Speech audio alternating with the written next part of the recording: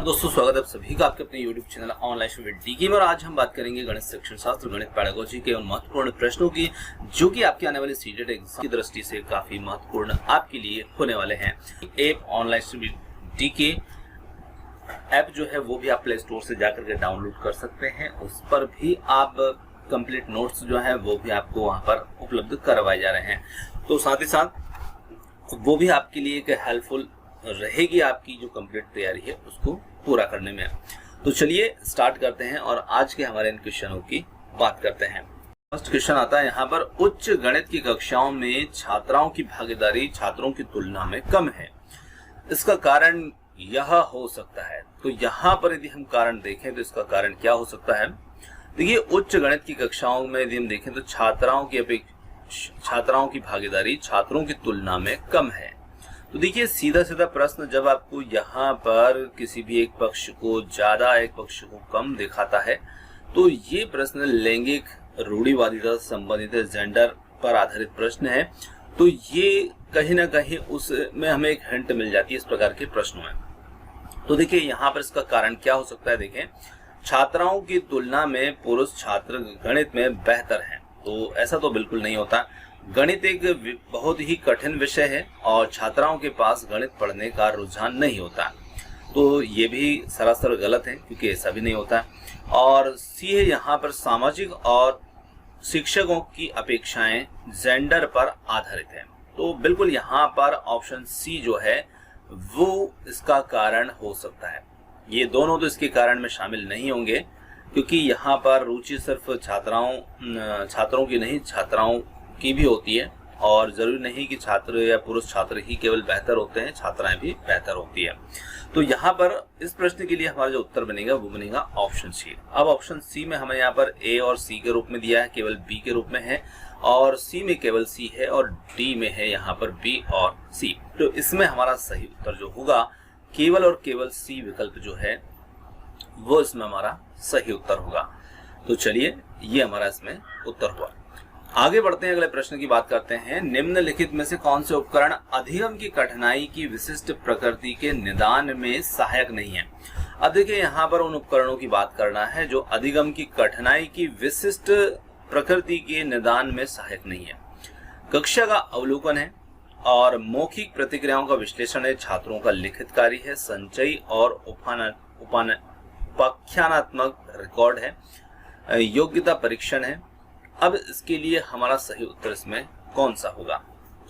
तो देखिए, केवल ए और बी, केवल ए और ई, केवल सी और डी और केवल ई। तो देखिए, यहाँ पर कौन से उपकरण अधिगम की कठिनाई की विशिष्ट प्रकृति के निदान में सहायक नहीं है। तो जो नहीं है वो होगा यहाँ पर हमारा केवल ई, जो कि होगा योग्यता परीक्षण, ऑप्शन ई, क्योंकि यहाँ पर कठिनाई के निदान में सहायक नहीं होगा।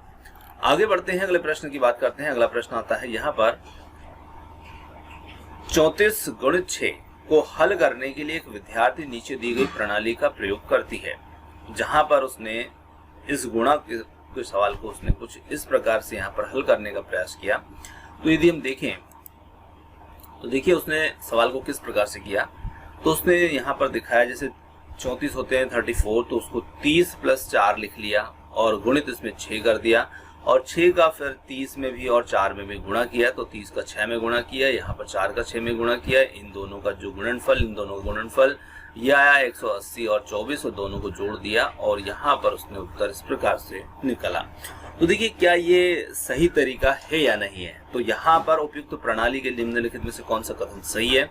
तो विद्यार्थी को गुणन का अवधारणात्मक ज्ञान है और वह इसे अपघटन की प्रणाली से संचालित करने में सक्षम है।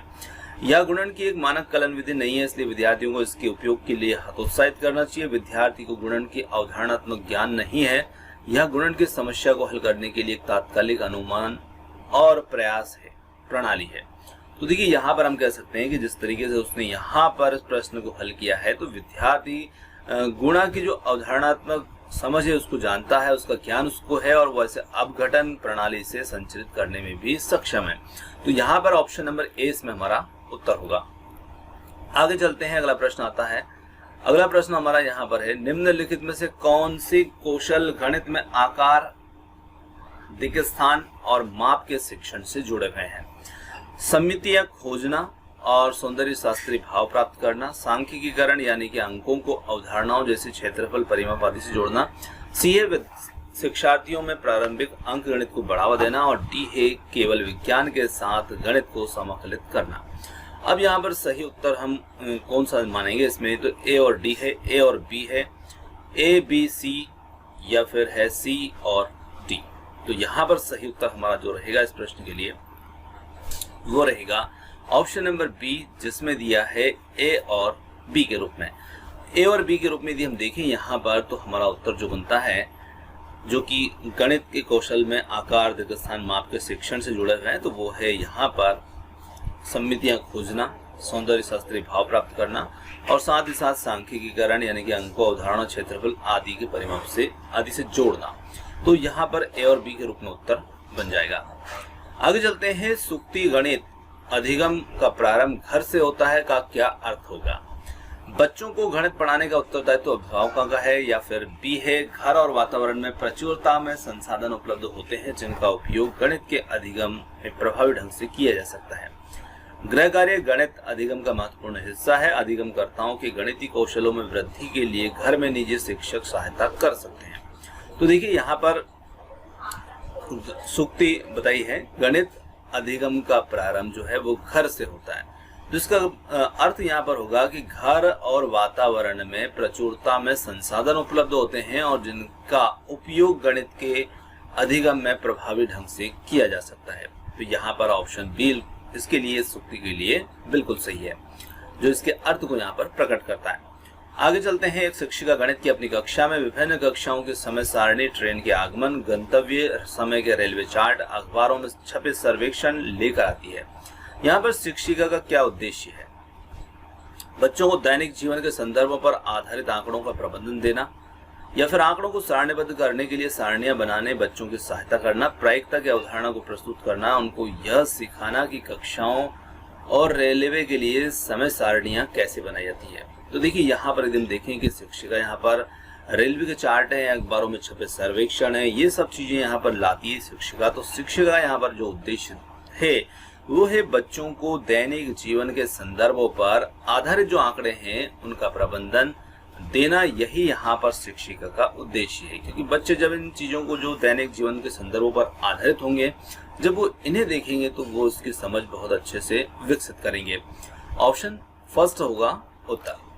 आगे चलते हैं, बुनियादी साक्षरता वर्ष तक हासिल की जानी है। तो देखिए यहाँ पर यदि हम देखें तो जो नई शिक्षा नीति 2020 है उसमें बुनियादी साक्षरता के लिए जो वर्ष रखा है वो है 2025 तक, यानी कि 2025 तक राज्य सरकारों को यहाँ पर इसमें साक्षरता हासिल करना है।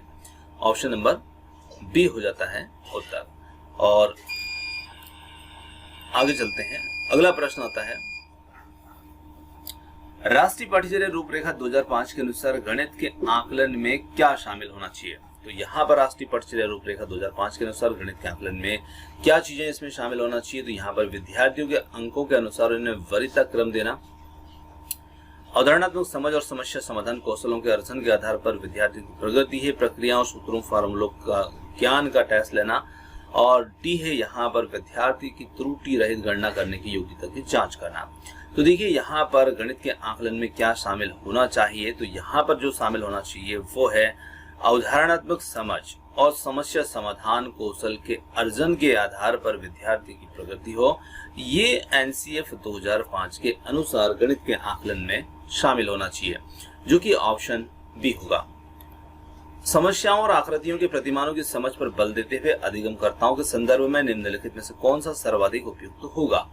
यहाँ पर अधिगमकर्ता अपने आप ही संख्या तथ्यों को विकसित कर पाएंगे, बी है अधिगमकर्ता ज्यामितीय आकृतियों के नाम सीखेंगे, और सी है अधिगमकर्ता प्रतिमान में पुनरावृत्त होने वाली इकाइयों को पहचानने में सक्षम होंगे, डी अधिगमकर्ता मापन की मानक इकाइयों की आवश्यकता की सराहना करने में सक्षम होंगे। तो यहाँ पर हमारा जो सही उत्तर हो जाता है वो हो जाता है ऑप्शन नंबर सी, अधिगमकर्ता प्रतिमान में पुनरावृत्त होने वाली इकाई को पहचानने में सक्षम होंगे। तो ऑप्शन सी यहाँ पर बनेगा उत्तर। अगला प्रश्न है, उपलब्धि परीक्षण के बाद रिक्त स्थान लेकर विद्यार्थी के अधिगम में कठिनाइयों का आकलन किया जा सकता है।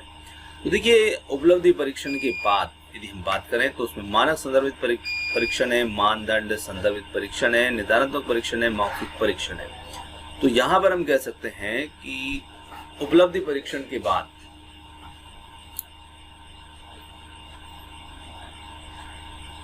निदानात्मक परीक्षण जो है ये लेकर के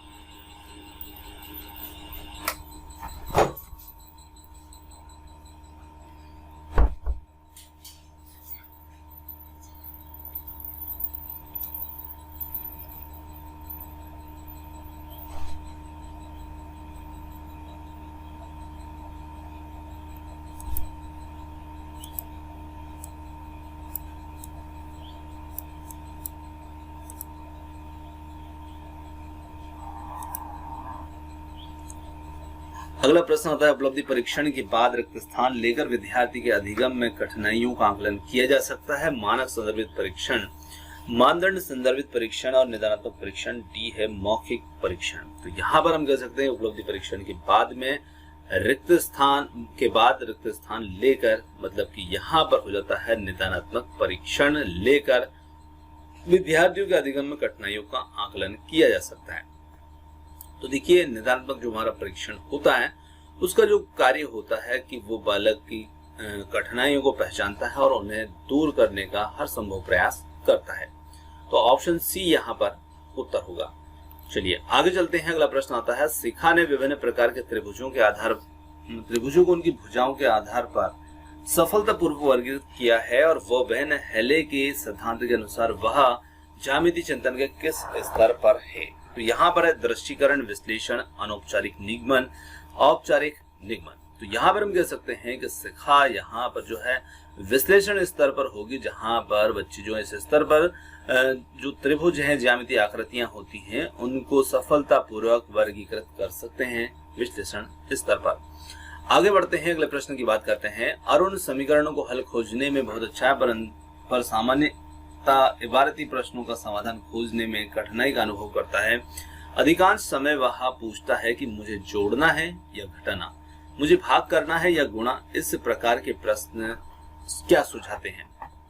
तो देखिए, यहाँ पर देखें तो अरुण जो है समीकरणों को हल करने में बहुत अच्छा है, बिल्कुल सही बात है। पर यहाँ पर थोड़ी सी उसे एक समस्या भी यहाँ पर देखने को हमें मिल रही है कि उसे क्या समस्या है।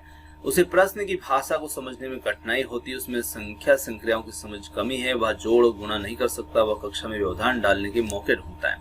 तो देखिए, बच्चा यहाँ पर जोड़ सकता है, घटा सकता है, संक्रियाओं को कर सकता है, पर प्रश्न उसे थोड़ा समझ नहीं आ पा रहा है, यानी कि प्रश्न की जो भाषा है उसको नहीं समझ पाता है। वो लास्ट में यही प्रश्न करता है कि मुझे जोड़ना है या फिर घटाना। तो यहाँ पर सीधा सीधा मतलब है प्रश्न की भाषा समझने में उसको कठिनाई है। आगे बढ़ते हैं, अगला प्रश्न है, राष्ट्रीय पाठ्यचर्या रूपरेखा 2005 के अनुसार प्राथमिक स्तर पर गणित में एक शिक्षक की शिक्षा शास्त्र युक्तियों को केंद्रित होना चाहिए। किस पर इसे केंद्रित होना चाहिए? तो देखिए, जब भी हम बात करें तो शिक्षा शास्त्री युक्तियां जो हैं वो हमेशा केंद्रित होना चाहिए बालक के ऊपर, यानी कि बच्चों पर। तो यहाँ पर बच्चों के ऊपर कौन सा हमारा विकल्प बनता है?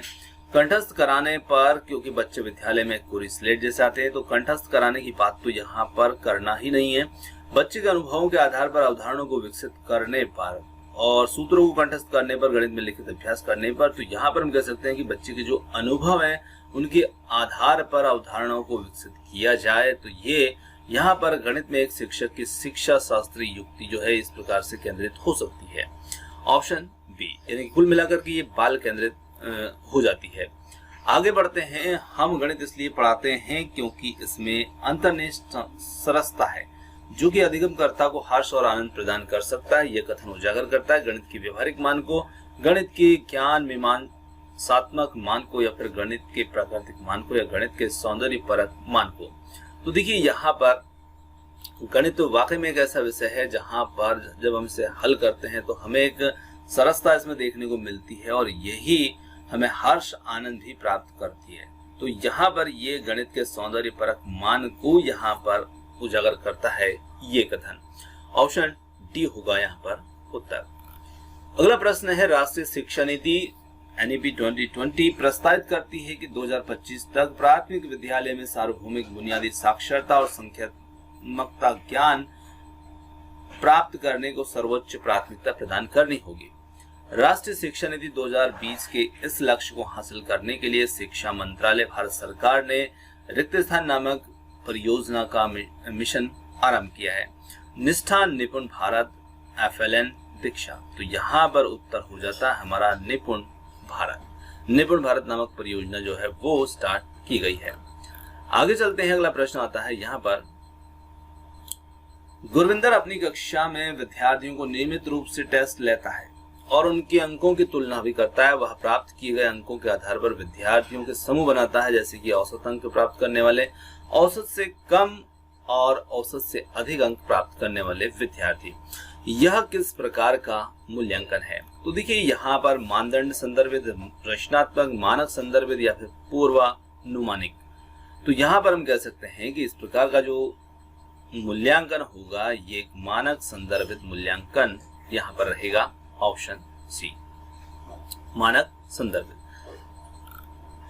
निम्नलिखित में से कौन सा गणितीय भाषा का गुण नहीं है? तो गणितीय भाषा का गुण कौन सा नहीं है? सटीकता, संक्षिप्तीकरण, प्रतीकात्मक, अस्पष्टता। तो यहाँ पर हमारा उत्तर जो होगा वो हो जाएगा अस्पष्टता। ऑप्शन नंबर डी, जो कि गणितीय भाषा के गुण में शामिल नहीं है, पर सटीकता, संक्षिप्तीकरण, प्रतीकात्मकता ये सब इसकी भाषा के गुण में शामिल होते हैं। अगला हमारा प्रश्न आता है, राष्ट्रीय पाठ्यचर्या रूपरेखा 2005 के अनुसार स्कूली गणित उस परिस्थिति में होना चाहिए जहां पर एक शिक्षक प्रत्येक बच्चे को गणित में अर्थपूर्ण समस्याएं प्रस्तुत और हल करने में संलग्न रखता है। बी है, बच्चे गणित को उसके दैनिक जीवन के हिस्से के रूप में देखते हैं जिसके बारे में वह चर्चा कर सकते हैं। और सी है, प्रत्येक बच्चा बिना शिक्षक की सहायता लिए इस पाठ्यपुस्तक के सभी प्रश्नों को हल करने की क्षमता रखता है। डी है, जहां देश की केवल महान गणितज्ञों के सृजन पर बल हो। और इन सभी कथनों के आधार पर हमें यहाँ पर विकल्पों का इसमें चयन करना है। तो यहाँ पर इसके लिए हमारे जो सही उत्तर रहेंगे, तो हम यहाँ पर विकल्पों को भी और प्रश्नों को भी सामने रखते हैं। तो देखिए यहाँ पर थोड़ा सा प्रश्न को यहाँ पर छोटा करते हैं।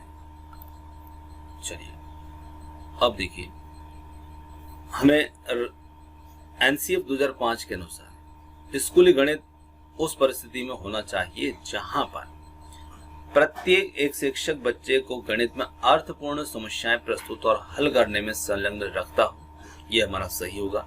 इसके साथ में बच्चे को गणित के को उनके दैनिक जीवन के हिस्से के रूप में देखते हैं जिसके बारे में वह चर्चा कर सकते हैं। अब यहाँ पर यह तो संभव होगा नहीं और यहाँ पर भी संभव नहीं होगा। तो ए और बी के रूप में हमारा जो उत्तर बन जाता है वो बन जाता है ऑप्शन नंबर सी, जो कि होगा ए और बी के रूप में। चलिए आगे चलते हैं। एक छात्र 306 को 3006 के रूप में यानी कि अंकों में वो कुछ इस प्रकार से उसे लिखता है। उपरोक्त परिस्थिति के लिए निम्नलिखित में से कौन सा सबसे उपयुक्त तो यहाँ पर रहेगा? बच्चे के द्वारा दिया गया उत्तर सही है। उसमें स्थानीय मान की अवधारणा की समझ की कमी है, उसे गिनती नहीं जानता है और वह पढ़ नहीं सकता है या सकती है। तो यहाँ पर हम कह सकते हैं कि जब एक छात्र शब्दों को यानी कि गणित के जो संख्याएं हैं शब्दों को इस प्रकार से अंकों में लिखता है तो कहीं ना कहीं बच्चा जो है यहाँ पर दिखाता है कि उसमें स्थानीय मान की जो समझ है, उसकी अवधारणा की समझ की उसमें बच्चे में कमी है। तो ऑप्शन बी हो जाता है यहाँ पर उत्तर। आगे चलते हैं। प्राइमरी कक्षा के अध्यापिका अपने विद्यार्थियों को आकृतियों का एक समूह देती है। उन्हें आकृतियों के गुणों के आधार पर विभिन्न समूहों में वर्गीकृत करने को कहती है। वैन हेले के सिद्धांत के अनुसार वह विद्यार्थियों का ज्यामितीय चिंतन के रिक्त स्थान स्तर पर आकलन कर रही है। अब देखिए, इस प्रकार का प्रश्न हमने पहले भी देखा है, जहां पर ज्यामितीय आकृतियों को गुणे के आधार पर विभिन्न समूह में वर्गीकृत किया जा रहा है। तो कहीं ना कहीं वो ज्यामितीय चिंतन के विश्लेषण स्तर का आकलन कर रही है शिक्षिका। तो ऑप्शन डी हो जाएगा इस प्रश्न का उत्तर।